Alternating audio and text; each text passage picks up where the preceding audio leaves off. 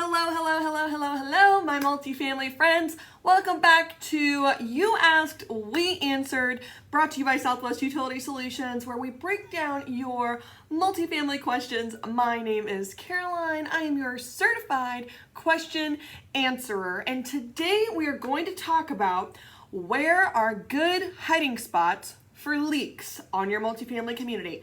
Y'all, leaks are a big old deal, especially if you are responsible for paying for the water on your multifamily community. Leaks have a funny way of creeping in and distorting what I refer to as our normal consumption. Let me break that down a little bit. Leaks, right? It's a little bit of water most of the time. A little trickle here, a little trickle there, a little trickle everywhere. And when those trickles add up month after month after month, what may have been a small jump in consumption month one, well, as that jump becomes normal month two, add in a little bit more, that jump, that combination of jumps becomes normal month three.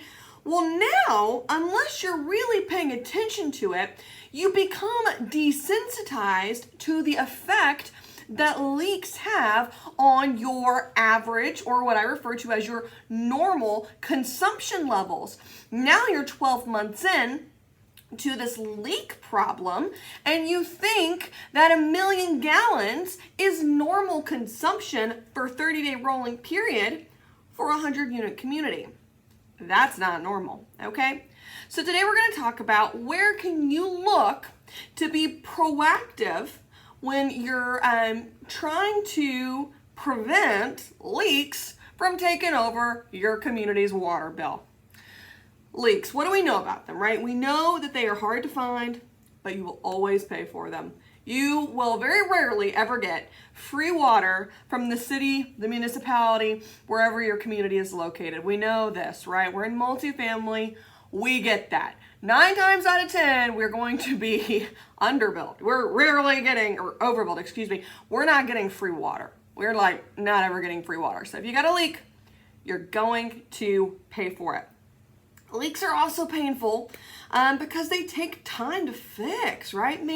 Our maintenance teams, first of all, nowadays, as you and I both know, even on the supplier side, I understand how difficult it is for you guys to find really awesome maintenance people. There's such an art to somebody who can be so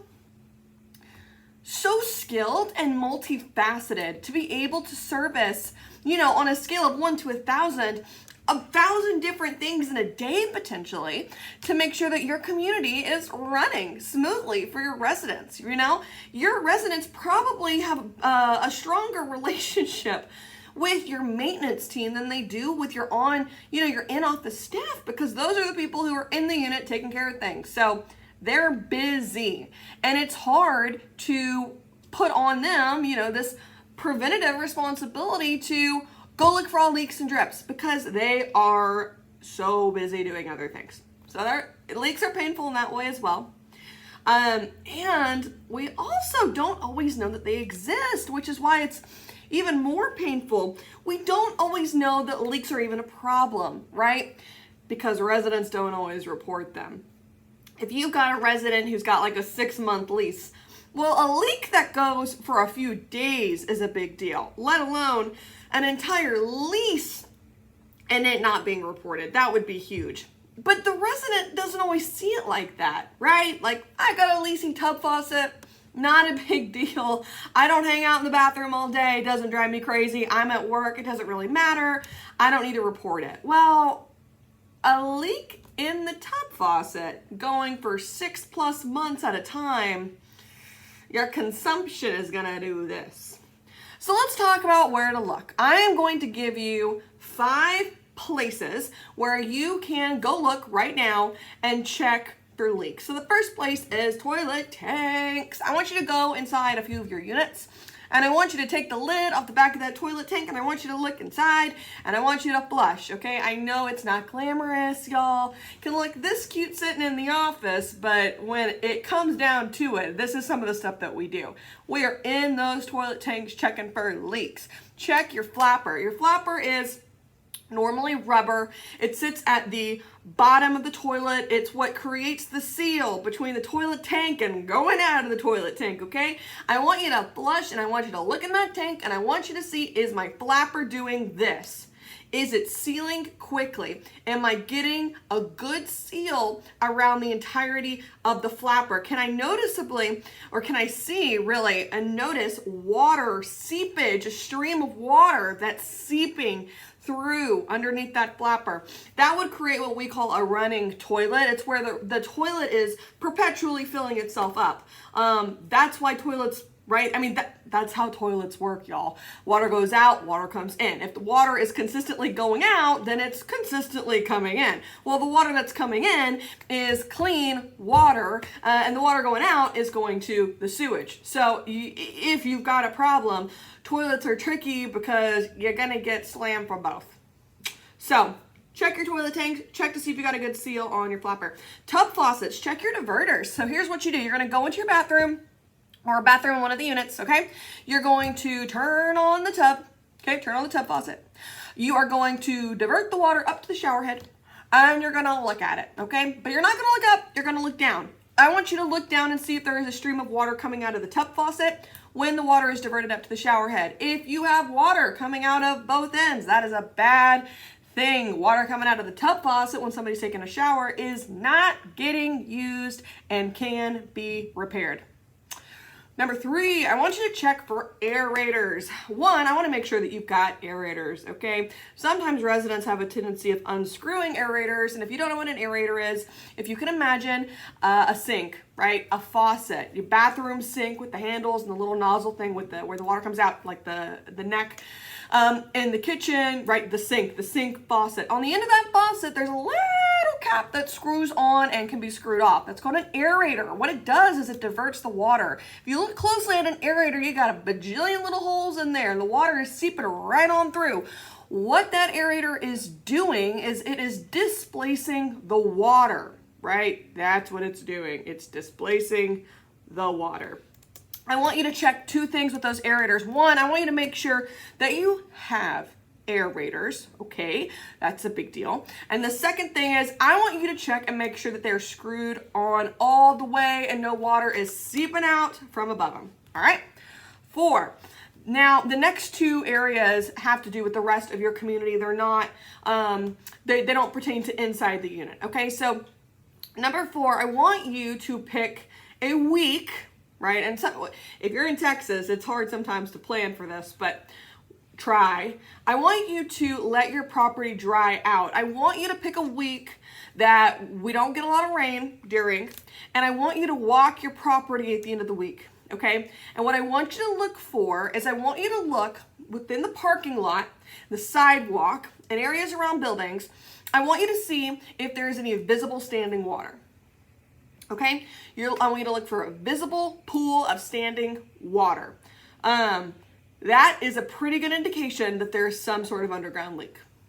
And then you need to call on the pros, because you've got an underground leak.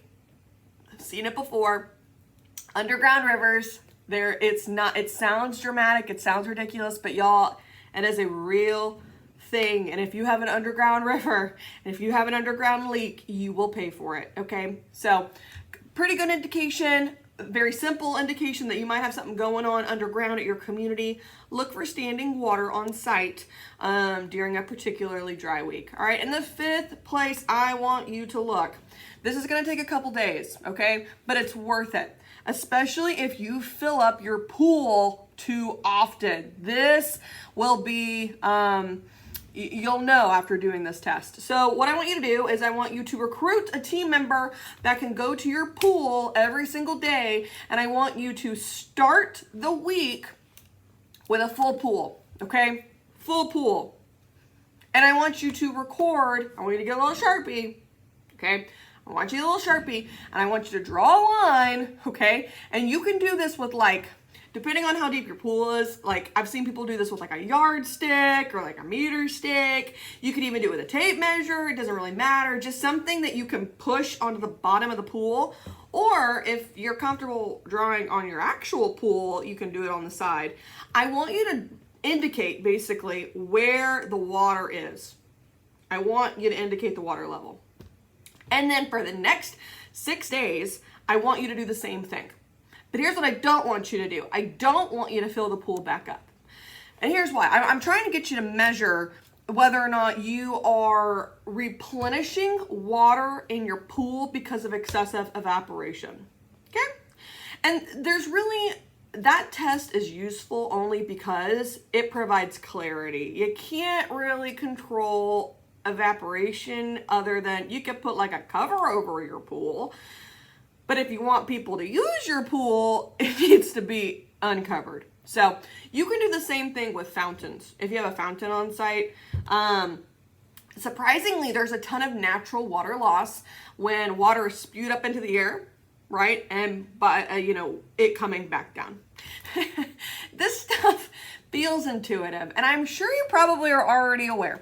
But there is something to be said for just saying it out loud, making sure, affirming, I'm not crazy. These aren't crazy ideas. They sound very simple, but, it's an entirely different thing to actually act on these things. So here's what we would say. I would tell you that these kinds of checks should happen in every unit every single year. Every single day. And not every single day, every single year, every single unit, every single year.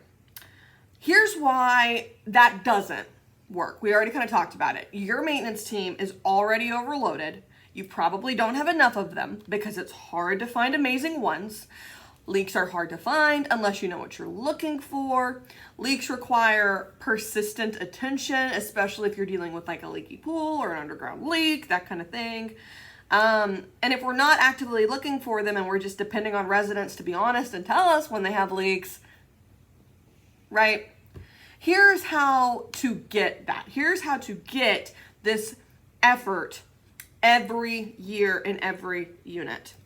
Us, right? And I don't make these videos to be sales pitchy in any way, even though I think growth is a valiant effort, and it's obviously worth pursuing, but that is not the intention of these videos. You guys know that. The You Asked, We Answered series is just purely to bring value to you guys, to answer your questions. But I will be honest here. The way to get this kind of annual effort is through my team. We do annual water conservation, where not only do we every year walk every single unit, look for big leaks and drips and take care of them at no cost to you, but we also install and retrofit your units with water saving fixtures, right? So I install low flow aerators in the kitchen and the bathroom. I retrofit or rebuild the internal components of your toilet, or I just rip out your toilet and I install new ones. I give you low flow shower heads and I fix all of those pain points, leaky tub diverters, leaky aerators, leaky faucets. Do you have a hot or a cold leak? A mix it that's leaking, whatever. That kind of effort we take care of. So if you're interested in learning more about what that would look like, reach out to me. You can reply to this email. If you're watching this video somewhere else, just shout out, hey, Caroline, call me, and Caroline will call you. Thank you for asking awesome questions. Our goal is to bring value to the multifamily industry. Got questions? Keep them coming. Stay tuned for more content, guys. Bye.